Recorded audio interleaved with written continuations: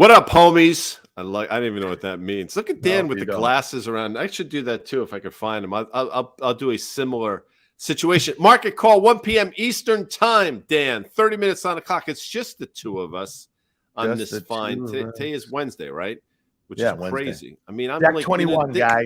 Deck It goes like 21. this: December 21st. Today's episode of Market Call is brought to you by FactSet, not only our sponsor, but our data provider, Dan. Of course, financial data and analytics that are powered by tomorrow. As I like to say, I'm powered by a few things. You know, our friendship, our community, the great people we have working with us. But most of all, the fact that after a 6-year hiatus, my New York Football Giants might actually eke their way into the playoffs. So that's exciting.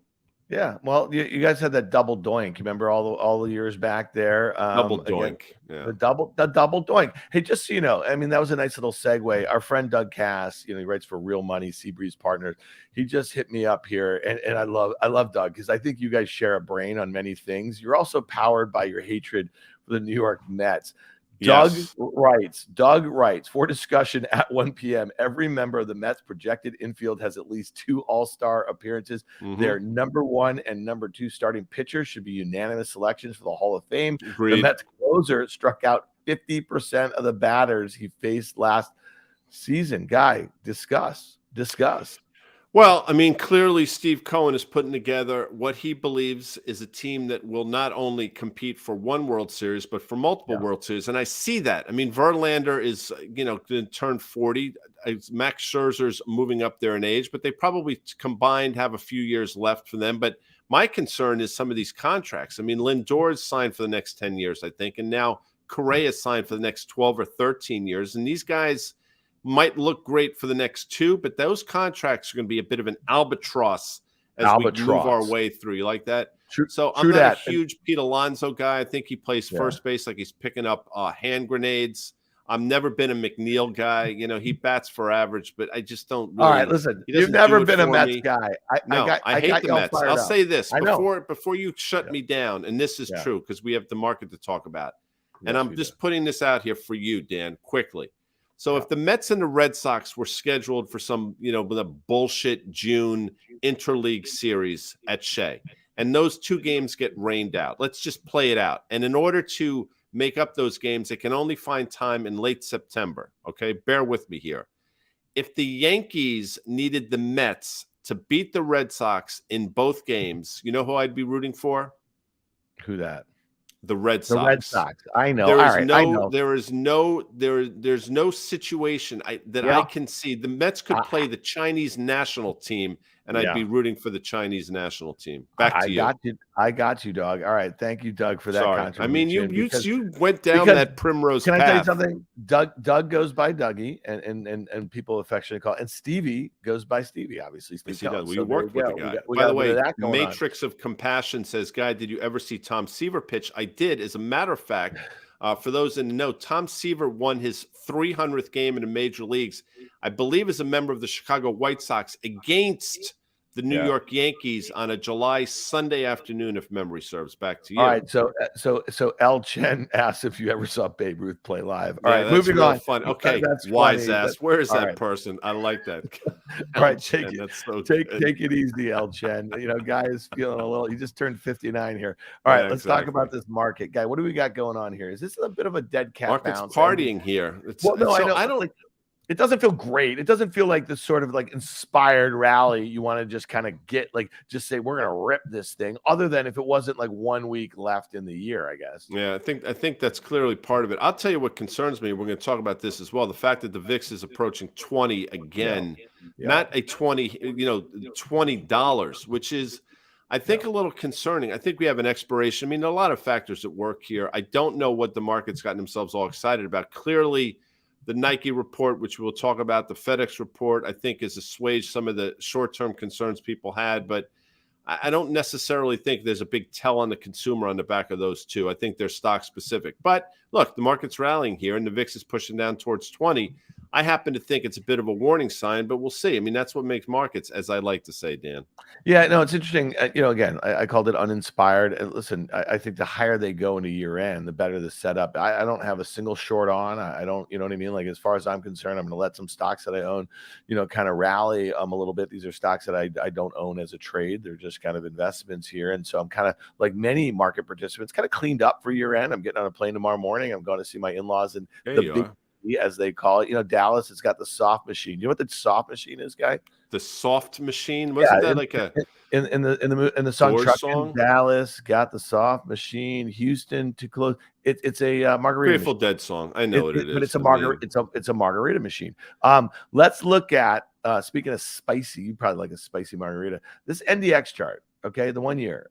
We've been drawing the lines, we get it. It never got that 200-day moving average. It really got rejected last week or a week and a half ago at that downtrend. But look at this, that breakdown level, we bounced off of it, that uptrend that's been in place since October. So could we see a nice little 3 to 5% move in the NASDAQ 100? Of course we could. I mean, and again, thinking about like kind of low volume this time of year, I mean, why not, right? I mean, this one is the one I guess I'd probably be most focused on if I was looking to play for a bounce. yeah, I agree with that. It's the old adage, and I don't know if it necessarily holds any water under further analysis, but don't short a dull market. And Yeah. I think, what we're going to see over the next week and a half, starting in earnest, I guess, today, is exactly that. I mean, listen, the holidays are upon us, right? I mean, this is Christmas week, and then next year's New Year's week, and things really ratchet down in a meaningful way.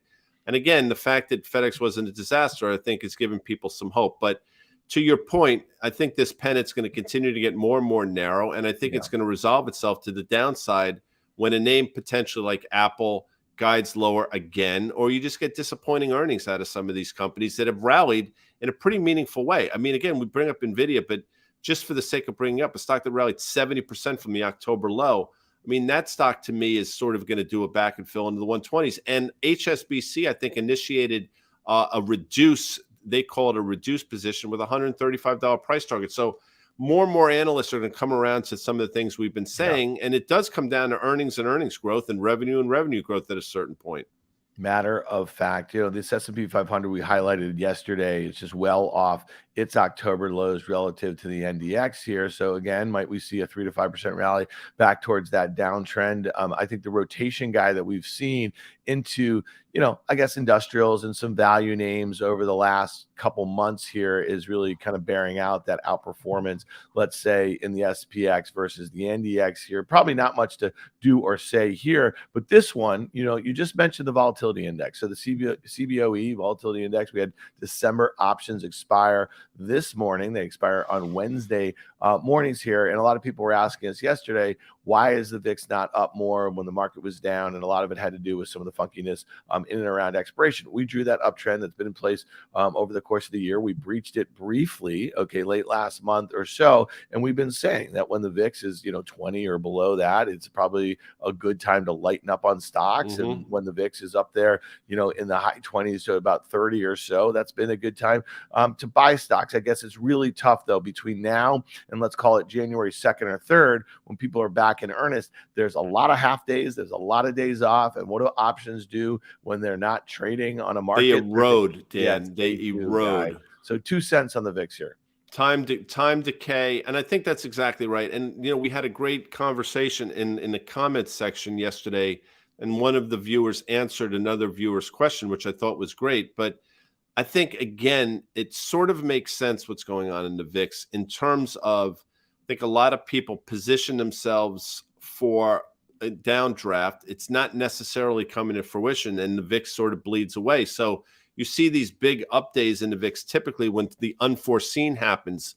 But for the most part this year, a lot of the stuff that we've seen has been predictable. We've talked about it. There haven't been any events out of the blue. And I will tell you, even Russia-Ukraine was not necessarily out of the blue. So typically you see these big moves higher when things happen that you don't predict. And I think the fact that it's been somewhat predictable is why the VIX is 20. But that does not give me a whole lot of confidence going forward. To your point, when the VIX does get to be a teenage or a 20 handle, is typically when you should be selling stocks, not buying them. Matter of fact, here's one, though, that has kind of confounded us. Our good friend Liz Young, EY from SoFi, as you call her. The Russell 2000 small cap stocks, again, kind of held really nicely there. Never made a new low, guy, back there in October. Is this a sector, if rates are going to stay bid, right? Let's say the dollar has come off a bit. I mean, a lot of the small cap names are less, affected by the strength of the dollar. Obviously, they buy things from overseas that go into stuff that they manufacture, let's say here. But rates is probably a bigger issue for some of these small cap stocks, as they're probably a lot more levered than many of the large cap stocks. Yeah, and is it a tell on the broader? Is it a tell on the economy specifically? The fact that they've held it, I don't know how that can be, because again, if you listen to some of the commentary and then you listen to what the Fed is trying to accomplish, it's not, to me, small cap favorable. But again, maybe it's just positioning was the wrong way and people are trying to square up. I don't know. I think, look. What I think in the broader market, there's a leg lower. So almost by definition, if I think that's going to happen in the broader market, I think the same thing's going to happen in the Russell, whether it's the RTY or the IWM. I think there's a leg lower to the downside because, again, these are the most linked and most levered to the economy. And if the economy starts to slow, these stocks are not going to be spared. Matter of fact here, just again, we've been got talking a lot of questions, by the way. This I is know. good stuff. Let's get to a bunch. Let's rip through the 10-year yield again. Until you and I see it kind of touch that uptrend that's been in place, since I don't know, the lows in March. We probably don't have much to add here. I think you and I would both be surprised if we saw this thing above 4% anytime soon. Would not be good for high valuation tech stocks. And again, the bounce today seems like, okay, we've had like a week of just steady losses in many of these kind of high valuation names. It seems like, they were going to go as low as the market was open this week. Thoughts on that? Because that's the one. If we did see, let's say we started the year and you saw the 10-year back above 4%, that would be very bad for like many of these NASDAQ. I think so. I absolutely think so. I think Carter's made this point, and we've tried to make it as well. If yields move down in a meaningful way, it's not necessarily bullish for the economy. They're going down for the wrong reasons. If rates go higher in a meaningful way, it's not because the economy is getting better. It's because inflation is probably still a problem, which should not be good for stocks either. So this move has me a little bit puzzled, this move higher in yields. I thought we would continue to sort of do that slow burn to the downside and find our way down to 3.25%. It's not happening. I guess on the good news front is 2s10s, the inversion that I think got out to 83 basis points has come in pretty significantly. So maybe that's a silver lining, but I don't know how this resolves itself. 55 bips, guy. Yeah. 55 bips. No, That's pretty interesting. Well, you know what it's not good for is housing. David Rosenberg of Rosenberg Research, our friend, he tweets out this morning, November makes its 10th straight months of U.S. home sales declines, which is unprecedented. Taking out the 8-month string of slippage in 2007 is quite a feat. And we know where that landed the economy. Housing is a quintessential leading macro indicator, and the tea leaves aren't good. All that being said, and again, I love Rosie's work. And there's few people who can kind of, put the pieces together of what's going on in housing and rates and in the overall economy as him. You look at this chart of the XHB, and I get it. There's a lot of things in there. It's not a pure play, home builder stock, but you see that the lows, right, from October, guy, did not breach the lows from the summer, June and July. It looks like it's trying to make a little bit of a double bottom. It's holding that 50-day. It's contending with that 200-day. It looks like the XHB wants to party a little bit. Yeah. Well, I mean, and I know you know this, but it's worth repeating. The home builder stocks are different than sort of basically the housing sector. And I know that's a bit of a disconnect. I mean, the housing sector is under pressure. Clearly, we see these numbers. And what he said, if you read this, what happened in 2007 was a precursor of what happened in 2008, 2009. I don't think he's suggesting a similar types of moves, but he's right to point it out. Housing is a bit of a leading indicator, but it doesn't mean these housing stocks, as counterintuitive as that can't do well. I mean, there's still a supply-demand imbalance, and a lot of these things, the environment still sets up sort of okay for them, and they've taken a bit of a haircut. So these levels that we saw and bottomed out at, and we've talked about it in terms of like a DHI or a Pulte Homes, and I've said it on Fast Money, as counterintuitive as it is, this might actually be the time to start buying these stocks. And for the last couple of weeks, they have had a decent bounce. Yeah, I guess you'd know where to stop them if you're looking at the Hmm. XHB, and I agree with that. When you see data like David's highlighting and what it means for the economy, it doesn't mean that the data is going to continue to go that way. He's talking about how unprecedented the 10-month decline is. So again, you're seeing pretty decent price action in the stocks. And then on the flip side of the rate discussion, if rates were to come in That's precipitously, right. this is one of the first groups that might benefit there. And then, your point about separating the builders from some of the names in the space, look at this Home Depot guy. And again, we just drew some simple lines on this one.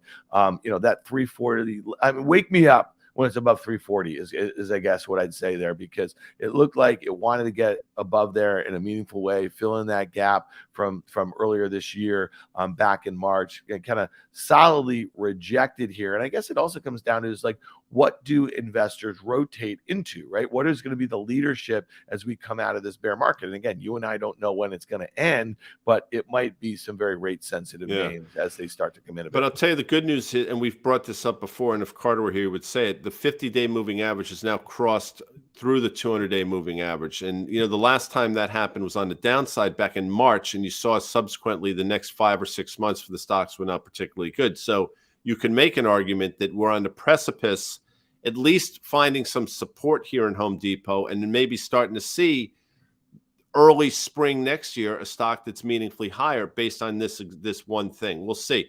Again, it's just worth pointing out. To your point, though, the stock has effectively done nothing now since March. I mean, it's been lower, it's been higher, but here we are at the same price point we saw 7 or 8 months ago. So not a lot happening at Home Depot, at least for the last couple quarters. All right. So you know where a lot is happening right now, and that would be in the Nike stock. It comes out NKE. And NKE. I think our main man, you had a really nice call yesterday. I did not have a whole heck of a lot of conviction. We were looking at it into its print last night. And you know what? Let's just play the tape. Let's go to the tape We here. can do that. Yeah, we can. This is interesting. If you, again, I use the word temerity a lot, but if you have the Huevos here, I think you can actually buy Nike against this 50-day moving average and look for a move back to that downtrend line. If you're less sure, I think what you're waiting for is a violation of that downtrend line.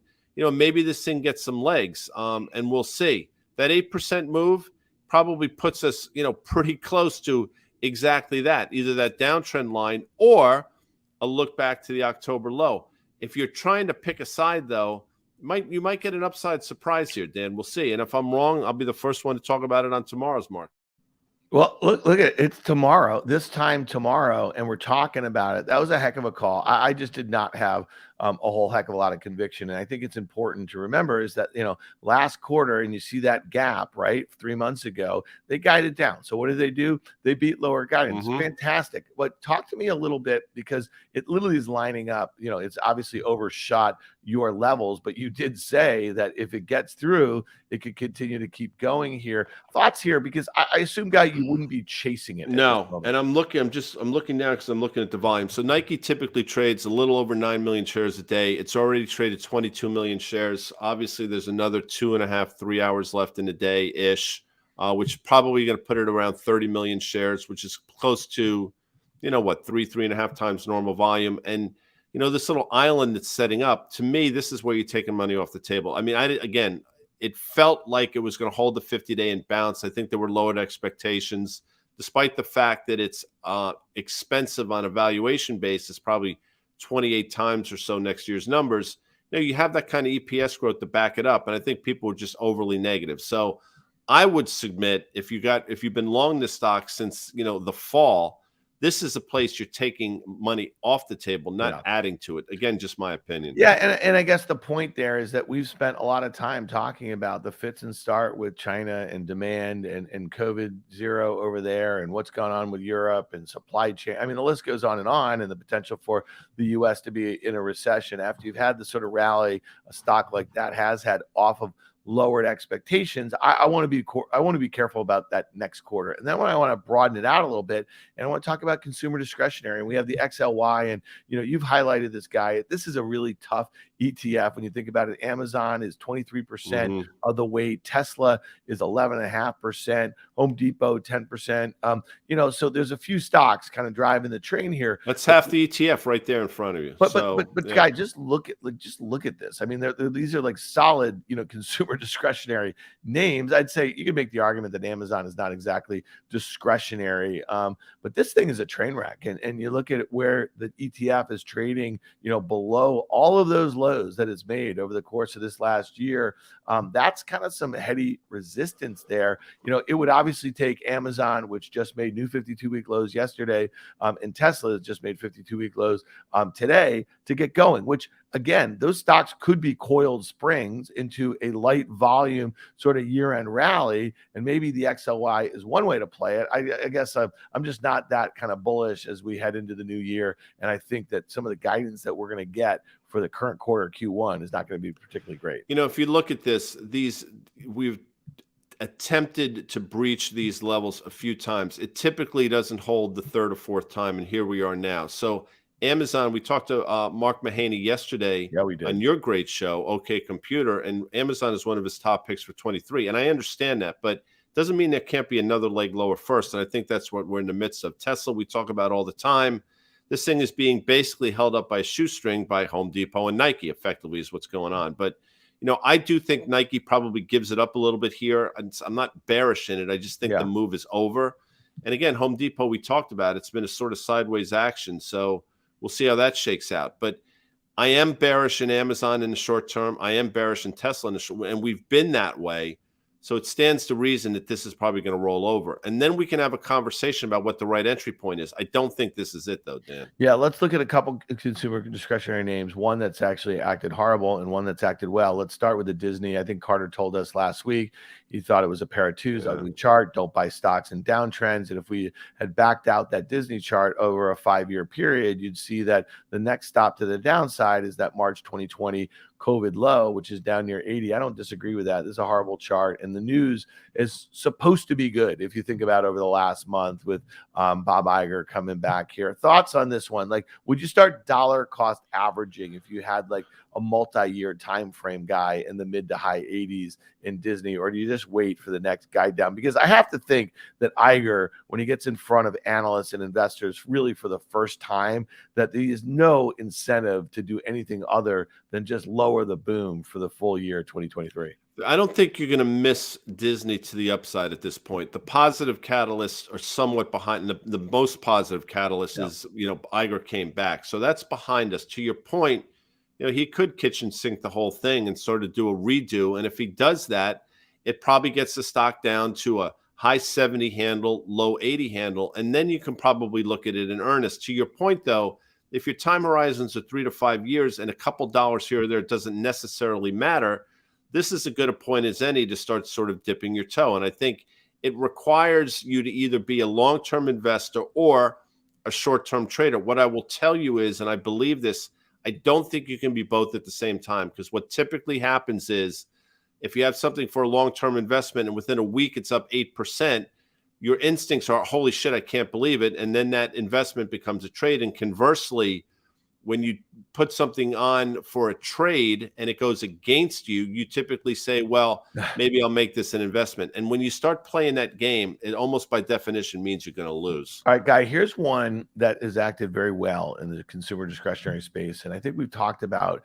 Starbucks a bunch on Market Call over the last, let's call it, year or so, because one of the things that was so interesting to me is that Starbucks topped out, Guy, like it was a SPAC, like it was an unprofitable tech stock. Its all-time high was in July of 2021. That was well before the S&P and the NASDAQ topped out. And it had this huge move. I think the high was 125 or so, Guy, and it got as low this year as like $69. Here it is. It's just around $100. It's had this huge rally off the lows. I think there's very few consumer stocks that have had that sort of behavior. Wouldn't you agree, during this time period? So what's going on with Starbucks? We have a 1-year chart of this. It seems a bit like overextended when you think about maybe some of the things that Nike had to say about global sales. Maybe that's a benefit to Starbucks. stocks, but we still know that they have a lot of headwinds as it relates to Look, supply chain and input they're costs. able to pass cost on to the consumer. It's basically what it comes down to. So in a lot of ways, their margins have held up and their earnings have held up, but it's not a cheap stock, number one. And if you look at this chart, it feels as if what it should do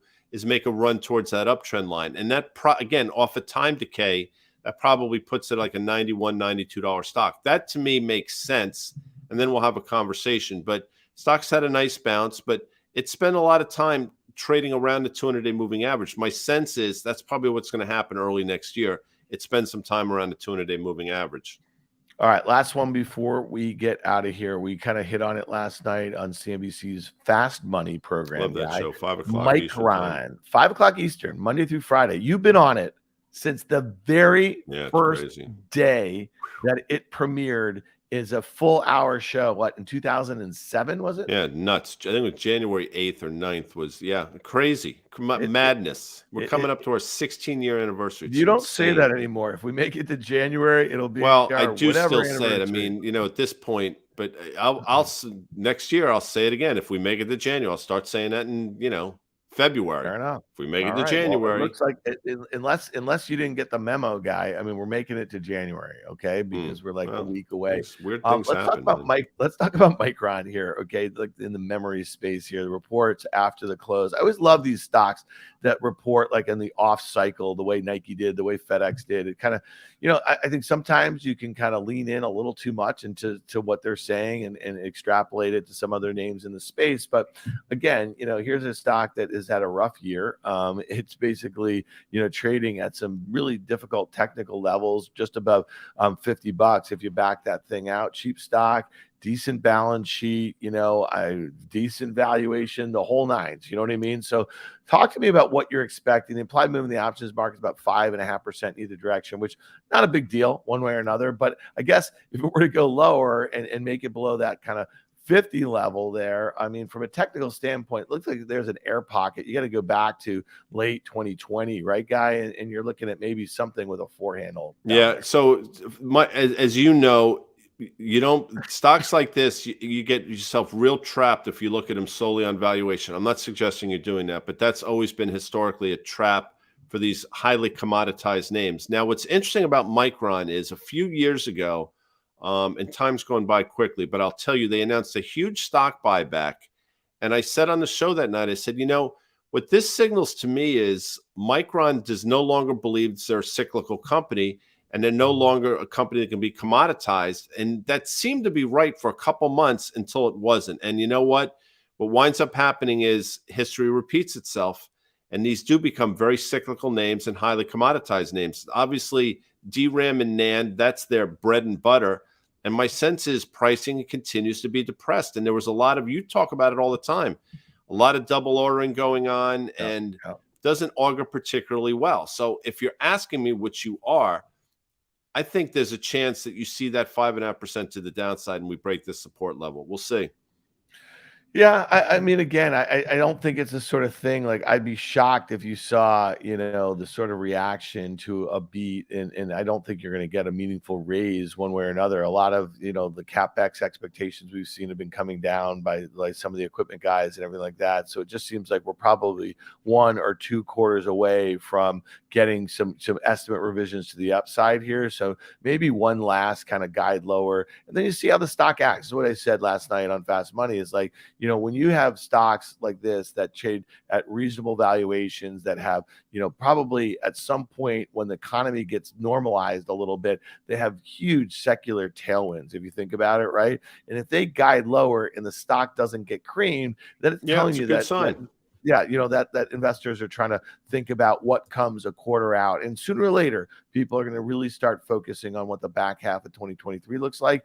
I do get worried, though, Guy, that there's this consensus building among bulls and bears on the broad market that the first half of 2023 is going to be really ugly. You know what I mean? And so when everybody starts thinking that, it just kind of makes me a little bit nervous. But maybe it's the realization that S&P earnings for next year are going to be well below $200. Most strategists are well above $200 at the moment. Yeah, no, and I'm with you. I understand what you mean, that consensus view, you get scared, but it doesn't mean necessarily that those people are wrong, right? Yeah. Think about the consensus view for a long time was bullish on the market, and that proved to be correct. So I don't know. I don't know how we can get out of an earnings recession. I don't know how earnings expectations can't go. I just don't. I think about these things, and I'm hard pressed to Yeah. see the set of circumstances that all of a sudden magically things get better. Um, that's me. I mean, maybe I'm wrong to look at it. Maybe the market will look past it. And maybe we do have an earnings recession, but people pay up on the multiple side of things. And they say, you know what? Maybe we can start paying 19, 20 times again for earnings. And that holds Yeah. us in here. I don't know. But I happen to think earnings recession and the multiple gets compressed almost by definition on the back of it. All right. Well, listen, Guy, you said we're putting 30 on the clock. It's Oh, 1:30 on the holy East Coast shit. here. Holy smokes. I will tell you this, That though. went It by is fast. fun. Guy and I have this kind of habit of kind of dozing out when other people are talking. We've been on panels, like Guy's been on a panel show for 15 years or something like that. And looking at the chat notes, we do appreciate these comments. I hope you recognize that we do incorporate some of the things that you guys are saying into what we're saying. And hopefully we're going to have a program a day a week where we have more time just to take your questions. But you do amuse us, Guy, like a clown. They amuse Like us. a How do they clown. amuse us? No, listen, Yeah. I mean, it's funny because we were watching Home Alone over the Yeah. weekend. Linda, me, and Lily, boys weren't around. And Joe Pesci, you think about how diverse he is in his acting Range. chops. The range is amazing. The And you know what? range. What about JFK?